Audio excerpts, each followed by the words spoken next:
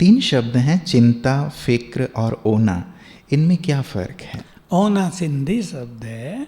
ओना माना किसी चीज़ को प्राप्त, जैसे हमें मान लो कहीं जाना है, अब स्टेशन पे जाना, हमारी गाड़ी 10 बजे, तो जाने का ओना कहेंगे यहाँ।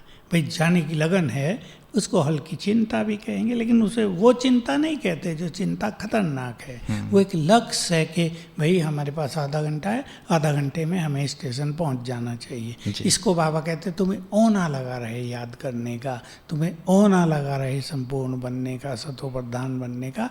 ये सिंधी शब्द है। और चिंताएं थोड़ा बड़े रूप से प्रयोग की जाती हैं जब मनुष्य गहरे सदमे में चला जाता है, उसे गहरी चिंता हो जाती है जो उसके जैसे खून को भी सुखाने लगती है। और फिक्र एक छोटी छोटी बातों के लिए, भाई इस चीज़ का फिक्र, उस चीज़ का फिक्र, जो कॉमन संसार में चलता है। और ये फिक्र हर एक को रहता ही है और रहना भी चाहिए, तब मनुष्य कुछ काम करता है। तो बड़ी स्थिति है चिंता, भयानक, जिसको चीता के समान कहा गया चीता के समान है। और जो काम काज के फिक्र, बच्चों की पढ़ाई का फिक्र, चिंता नहीं, फिक्र है भाई इन्हें राइट टाइम पे भेजना है, इन्हें होमवर्क कराना है, इनके अच्छे मार्क्स आ जाए, इन्हें पुश करते रहना है। और जो ओना है ये एक लगन। जी जी जी, मतलब एक पॉजिटिव शब्द है ओना। क्या किसी चीज़ की फिक्र करना विकार या अवगुण कहलाता है? क्या फिक्र करना पाप के खाते में जमा होता है? नहीं, इसका नाता पाप से नहीं है, इसका नाता है मनोस्थिति से। भाई हमें खुशी नहीं रहेगी, हम ज़्यादा फिक्र करेंगे तो फिक्र हमारी चिंताओं में बदल जाएगी, तो फिर हमें खुशी नहीं रहेगी, हमें शांति नहीं रहेगी, और फिर हम अपने चित्त को एकाग्र भी नहीं कर पाएंगे। बाकी इसमें पाप और पुण्य की बात नहीं है। जी, क्या फिक्र करना ब्राह्मणों का नेचुरल स्वभाव नहीं होना चाहिए? फिक्र करने से तो पुरुषार्थ और ही तीव्र होगा ना, हमारी उन्नति में सहायता होगी। होना ही चाहिए।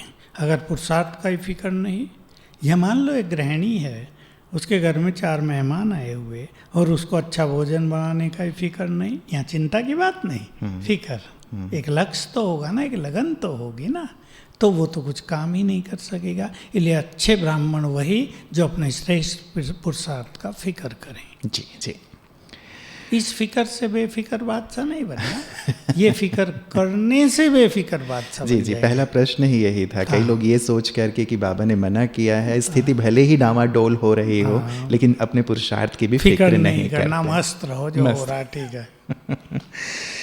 भाई साहब, कईयों के साथ ऐसा भी होता है कि अपने पुरुषार्थ को लेकर इतना चिंतित हो जाते हैं कि स्वयं को ही डिमोटिवेट करने लगते हैं, उमंग उत्साह खत्म हो जाता है। तो ऐसे ब्राह्मणों को क्या सजेस्ट करेंगे? वो गलत है। कुछ विदेशियों के हमने समाचार सुने, उन्होंने हमें बताया जब उनसे पुरुषार्थ नहीं हो तो अपने को मार पीटने लगे। उससे उनके ब्रेन पर बुरा असर आ गया, फिर बाकी पुरुषार्थ पूरा ही हो गया पूरे जीवन के लिए। 2-4 केस ऐसे हुए। तो इतना अतिवादी मनुष्य को नहीं बनना चाहिए। देखिए, जो हमारा पुरुषार्थ है, हमारा जो योग अभ्यास है, हम देखते हैं हमें हजारों के अनुभव आते हैं हमारे पास, और इससे हमें पता चलता है कौन योगी बन सकते हैं, किसके जीवन में उतार चढ़ाव आएंगे, और जब उतार चढ़ाव आए तो उन्हें क्या करना चाहिए, ये हर व्यक्ति जानता नहीं। हर एक जो एडवाइजर है उसको भी नहीं पता इसका। योग नहीं लग रहा, वो कहेंगे बैठो बाबा के रूम में 2 घंटे बैठे रहो, क्यों नहीं योग लगेगा? लगेगा जरूर, सवेरे 2 बजे उठ जाओ, योग लगाओ, लगेगा। और वो 2 बजे उठ के सो रहे हैं बेचारे। तो रियल पुरुषार्थ की गाइडेंस ये सबसे नहीं आती है। इसलिए एक अच्छा गाइड यदि किसी को मिल जाता है तो सहज हो जाता है, और उसका फिक्र भी एक नेचुरल सा रहता है। वो भी एक चिंता भी कह सकते हैं उसे, लेकिन वो भयानक वाली चिंता नहीं, अपने पुरुषार्थ की चिंता।